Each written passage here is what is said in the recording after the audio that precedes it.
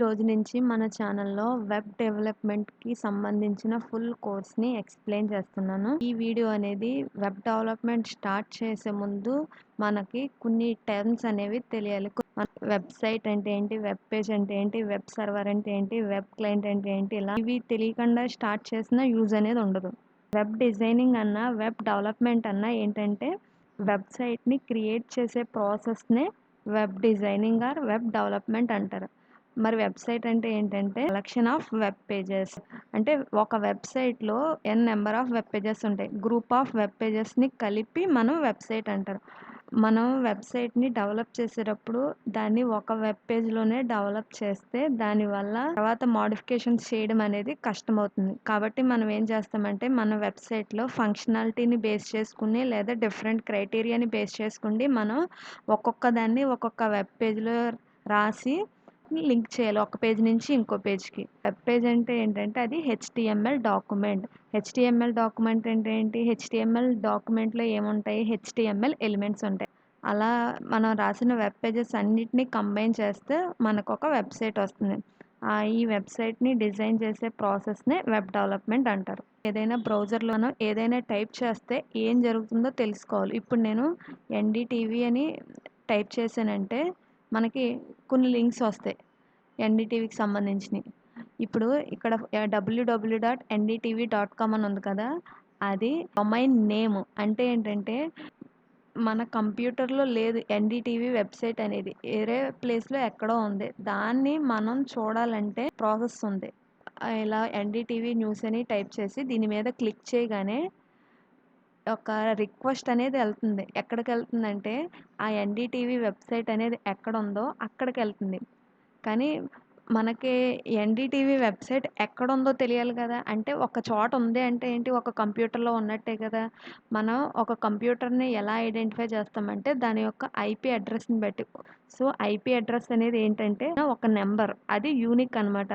దాన్ని బేస్ చేసుకుండి ఈ NDTV website అనేది ఏ సిస్టమ్‌లో ఉందో దాని యొక్క ఐపీ అడ్రెస్‌ని బట్టి తెలుసుకుని అప్పుడు మనం ఆ ఎన్‌డీటీవీ వెబ్‌సైట్ ఎక్కడైతే ఉందో దానికి రిక్వెస్ట్ పంపితే అప్పుడు మనకి అక్కడి నుంచి ఒక వెబ్ పేజ్ అనేది వస్తుంది. ఇప్పుడు నేను దీని మీద క్లిక్ చేయగానే ఏమైతే వస్తుందో అది అక్కడి నుంచి ఆ ఎన్‌డీటీవీ వెబ్‌సైట్ ఎక్కడైతే పెట్టారో అక్కడి నుంచి మనకి ఇక్కడికొస్తుంది. ఇక్కడికి ఎవరు పంపుతున్నారంటే అది వెబ్ సర్వర్ పంపుతుందనమాట. వెబ్ సర్వర్ అంటే ఏంటంటే ఒక సాఫ్ట్‌వేరు.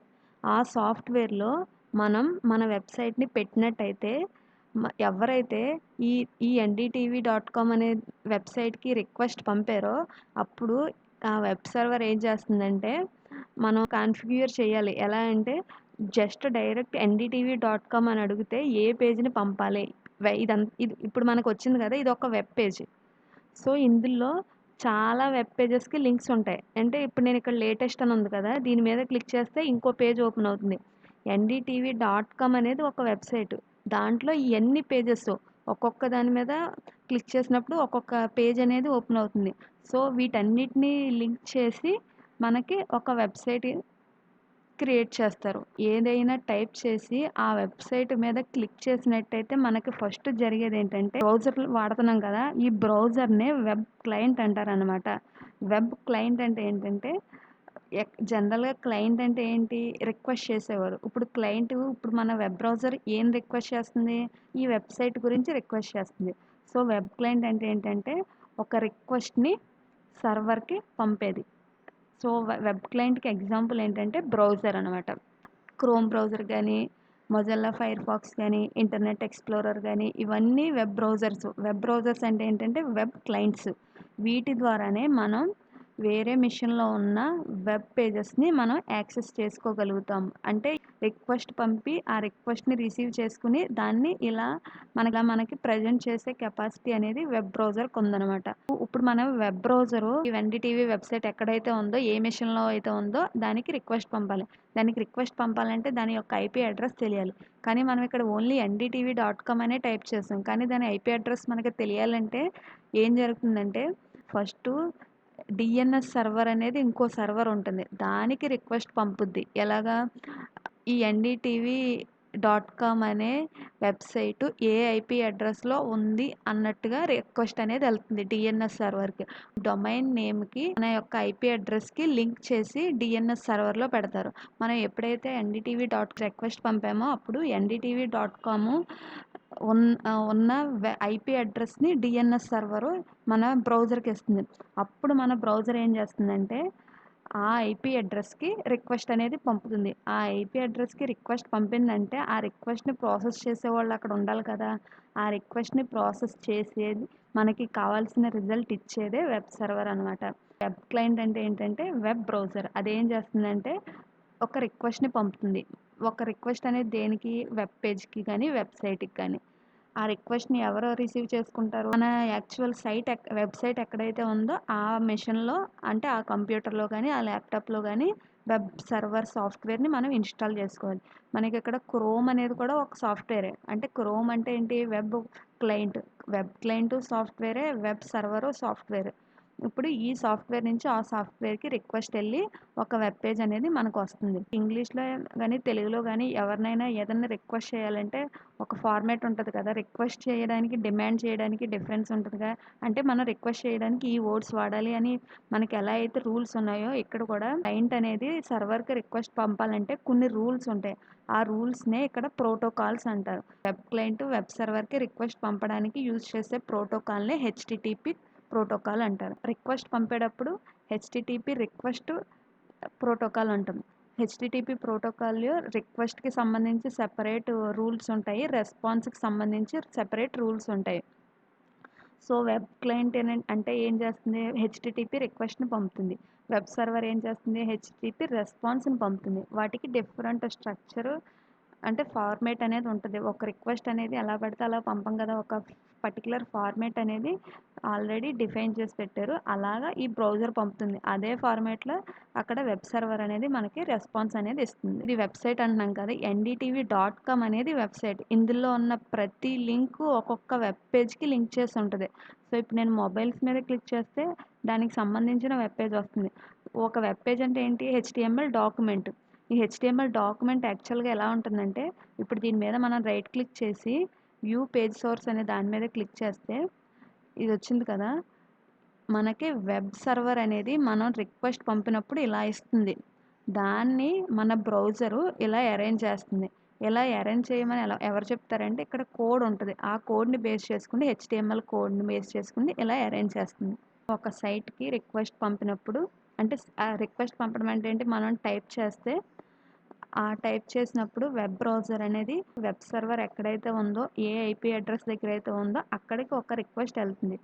అప్పుడు మనకి వెబ్ సర్వర్ ఏం చేస్తుందంటే మనం రిక్వెస్ట్ చేసిన వెబ్సైట్కి ముందే మనం డిఫైన్ చేసి పెట్టాలి. ఒకవేళ మనం డైరెక్ట్గా జస్ట్ వెబ్సైట్ నేమే ఇస్తే సర్వర్లో ముందే చెప్తాం ఏమి ఇవ్వాలి అలా ఇచ్చినప్పుడు అని. దాన్నే ఇండెక్స్ పేజ్ కింద చెప్తారు. ఇండెక్స్ పేజ్ అనేది మనం జస్ట్ MGTV.com కానీ ఈనాడు.net కానీ Amazon.in కానీ అలా ఇచ్చినప్పుడు ఒక ఇండెక్స్ పేజ్ అనేది డిఫైన్ చేసి పెడతారు. ఆ ఇండెక్స్ పేజ్ అనేది మనకి రెస్పాన్స్ కింద వస్తుంది. ఏ పేజ్ని మనం స్పెసిఫై చేయకపోతే అప్పుడు ఇండెక్స్ పేజ్ అనేది వస్తుంది. ఒకవేళ మనం ఆ పేజీ యొక్క పార్ట్ని స్పెసిఫై చేస్తే మనం రిక్వెస్ట్ చేసిన పేజే వస్తుంది. నెక్స్ట్ వెబ్సైట్కి వెబ్ అప్లికేషన్కి డిఫరెన్స్ అంటే చూద్దాం. వెబ్సైట్ అంటే ఏంటంటే యూజరు అందులో ఉన్న కంటెంట్ని ఓన్లీ చూడగలడు. అంటే ఇక్కడ ఏదైతే డిస్ప్లే అవుతుందో అది చూడగలడు. అది ఎక్కడి నుంచి వస్తుంది, సర్వర్ దగ్గర నుంచి వస్తుంది. ఇక్కడ ఈ బ్రౌజర్కి ఒక ఇన్ఫర్మేషన్ అనేది వస్తుంది. ఆ ఇన్ఫర్మేషన్ ఓన్లీ యూజర్ చూడగలడు. దీన్ని మోడిఫై చేయడం కుదరదు యూజర్కి. వెబ్ అప్లికేషన్ అంటే ఏంటంటే సర్వర్ నుంచి క్లయింట్కి, క్లయింట్ నుంచి సర్వర్కి కూడా కమ్యూనికేషన్ జరగాలి. అంటే ఏంటంటే సర్వర్ దగ్గర నుంచి డేటా క్లయింట్కి వస్తుంది, క్లయింట్ దగ్గర నుంచి డేటా సర్వర్కి వెళ్తుంది. ఎగ్జాంపుల్ ఏంటంటే ఇప్పుడు నేను అమెజాన్ వెబ్సైట్లో లాగిన్ అయిన తర్వాత ఒక ఐటమ్ని కార్ట్కి యాడ్ చేసానంటే అప్పుడు ఏం జరుగుతుంది, మనం ఏ ఐటమ్ని అయితే కార్ట్కి యాడ్ చేస్తున్నామో ఆ డీటెయిల్స్ మనం ఇక్కడి నుంచి అంటే మన బ్రౌజర్ దగ్గర నుంచి అమెజాన్ వెబ్సైట్ ఉన్న సర్వర్కి ఒక డేటా అనేది వెళ్తుంది. సర్వర్ ఏం చేస్తుందంటే మనం పంపించిన డేటా ఉంటుంది కదా, మన అకౌంట్కి సంబంధించిన డేటా దగ్గర దీన్ని పెడుతుందనమాట సర్వర్ అనేది. యాక్చువల్‌గా డేటా అనేది ఉండేది డేటాబేస్ దగ్గర. ప్రోగ్రామ్స్ రాస్తాము. బ్యాక్ ఎండ్ లాంగ్వేజెస్‌ని యూజ్ చేసుకుంటే. వాటికి మన డేటాబేస్‌తో కనెక్ట్ అయ్యి అక్కడున్న డేటాని తెచ్చుకోవడం కానీ, అక్కడున్న డేటాని మోడిఫై చేసే కెపాసిటీ ఉంటుంది. ఇప్పుడు నేను ఎప్పుడైతే సమ్ ఐటెమ్స్ బై చేసినా, ఒకవేళ యాడ్ టు కార్ట్ కొట్టినా, రిమూవ్ టు కార్ట్ కొట్టినా అక్కడ ఏం జరుగుతుందంటే, మన అకౌంట్‌కి రిలేటెడ్‌గా సమ్ ఏరియా ఉంటుంది డేటాబేస్‌లో. అక్కడ మోడిఫై అవుతూ ఉంటుందనమాట. మనం పంపించే డేటాని అక్కడ స్టోర్ చేసుకుంటున్నాం. అది 2 వేస్‌లో కమ్యూనికేషన్ జరుగుతుంది. ఇప్పుడు మళ్ళీ లాగిన్ అయినప్పుడు మనకి అక్కడ ఇంతకుముందు స్టోర్ అయిన డేటా ఇక్కడికొస్తుంది. ఇప్పుడు నేనేమన్నా మోడిఫై చేయాలనుకుంటే మళ్ళీ ఇక్కడి నుంచి సమ్ డేటా పంపొచ్చు. అప్పుడేం జరుగుతుంది, ఇక్కడున్న డేటా అక్కడికి తీసుకెళ్ళి అక్కడ మోడిఫై చేస్తుంది. అంటే ఏంటి, ఇక్కడ 2 వేస్‌లో కమ్యూనికేషన్ అనేది జరుగుతుంది.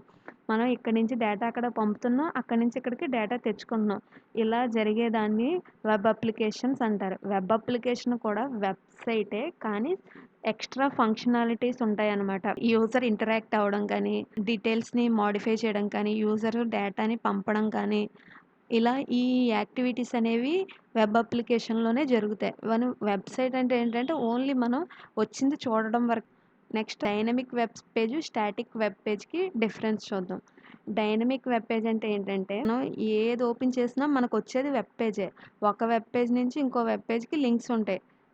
సో, ఇయన్నీ ఒక్కొక్కటి ఒక్కొక్క వెబ్ పేజ్ అనమాట. ఇప్పుడు మనకొచ్చిన వెబ్ పేజ్‌లో కంటెంట్ అనేది ఎప్పుడు అలాగే ఉంటే, మారకండా ఉంటే దాన్ని స్ స్టాటిక్ వెబ్ పేజెస్ అంటారు. అంటే ఏంటంటే, ఈ కంటెంట్ అనేది ఎవరు చూసినా సేమే ఉండాలి. ఎప్పుడు చూసినా సేమే ఉండాలి. అలాంటి వాటిని స్టాటిక్ వెబ్ పేజెస్ అంటారు. సపోజ్ నేను గూగుల్‌లో మహాత్మా గాంధీ అని టైప్ చేస్తున్నాను. సో, ఇక్కడ నేను wikipedia.org అని వచ్చింది కదా! దీన్ని క్లిక్ చేసినట్టయితే ఇక్కడ మనకి మహాత్మా గాంధీ గురించి సమ్ ఇన్ఫర్మేషన్ అనేది వస్తుంది.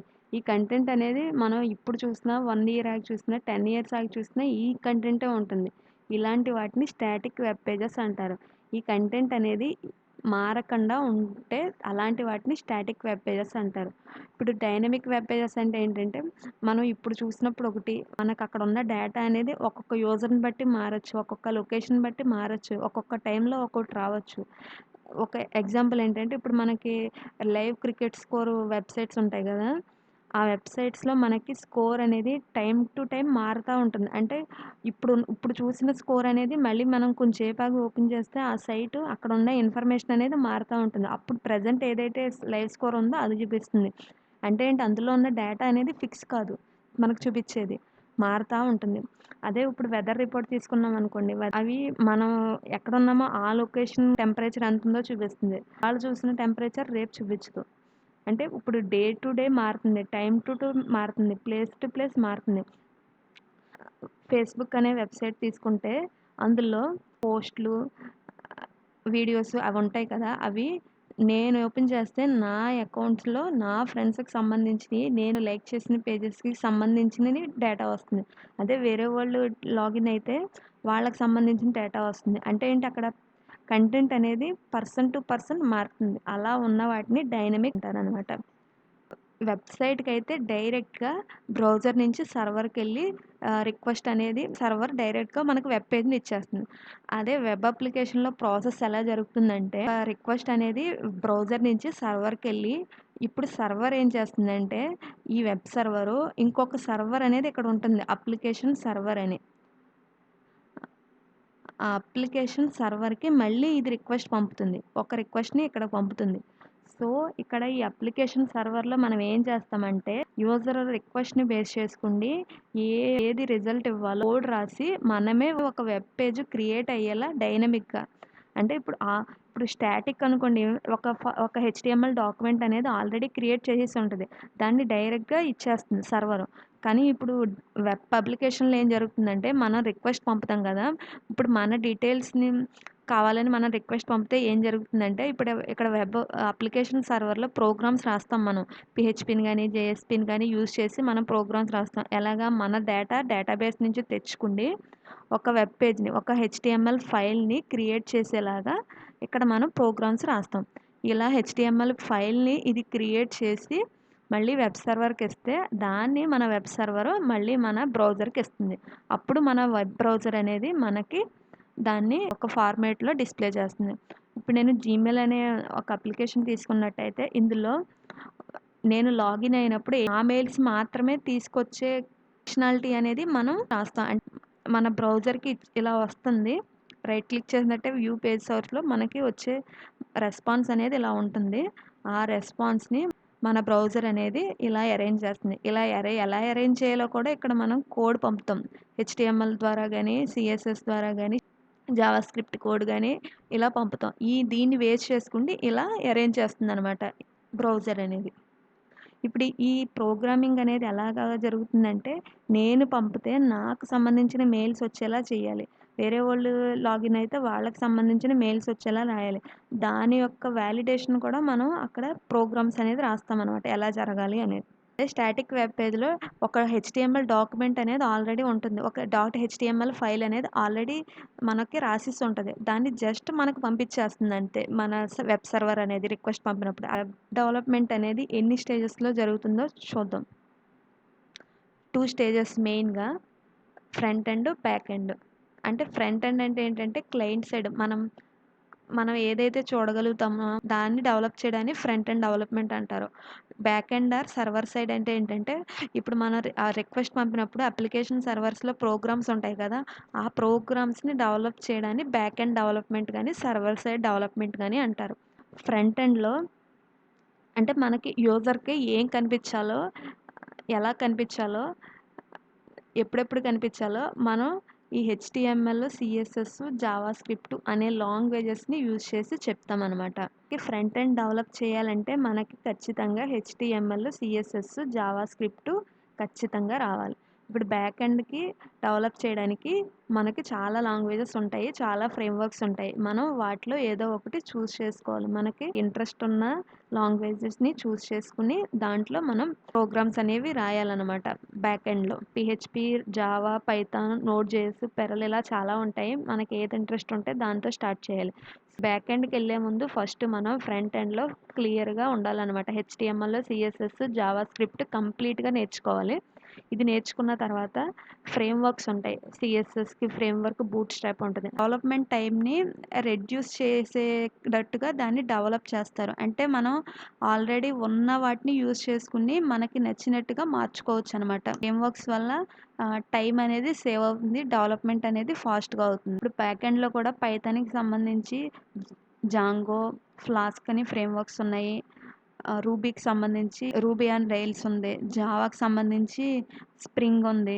అలాగే పీహెచ్‌పీకి సంబంధించి లార్వెల్ ఇంకా చాలా ఉన్నాయి. ఇక్కడ హెచ్‌టీఎంఎల్, సీఎస్ఎస్, జావాస్క్రిప్ట్ ఖచ్చితంగా నేర్చుకున్నాక బ్యాక్ ఎండ్‌లో ఏదో ఒక లాంగ్వేజ్‌ని చూజ్ చేసుకొని ఈ లాంగ్వేజ్‌లో మనకి కంప్లీట్ ఐడియా వచ్చిన తర్వాత ఆ లాంగ్వేజ్‌కి సంబంధించిన ఫ్రేమ్‌వర్క్‌ని తీసుకుంటే మనకి డెవలప్‌మెంట్ అనేది ఈజీగా అవుతుందనమాట. ఇప్పుడు మనకి ఈ రెండిటిని యూజ్ చేసి వెబ్‌సైట్ అనేది డెవలప్ చేసేసిన తర్వాత మనం ఏం చేయాలి? అల్టిమేట్‌గా మనం వెబ్‌సైట్ అనేది ఎందుకు డెవలప్ చేస్తున్నాం?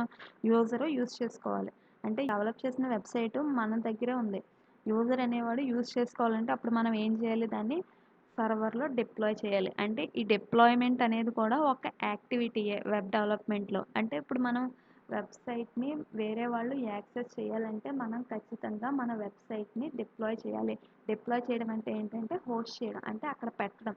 వెబ్ సర్వర్‌లో మనం హోస్ట్ చేస్తేనే మన వెబ్‌సైట్ గానీ, వెబ్ పేజ్ గానీ ఇంటర్నెట్‌లో ఎవ్వరైనా యాక్సెస్ చేసుకునే కేపబిలిటీ అనేది ఉంటుంది. This is all about introduction.